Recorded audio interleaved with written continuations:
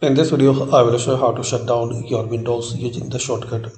So press Alt F4 on your keyboard.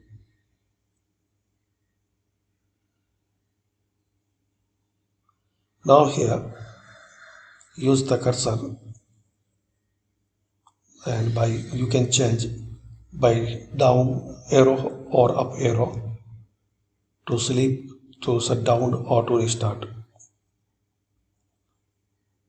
And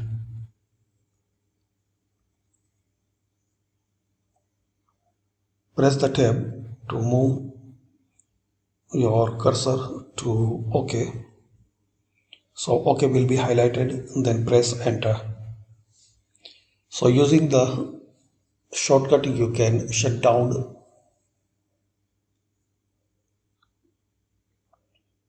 your Windows 11. Thanks for watching.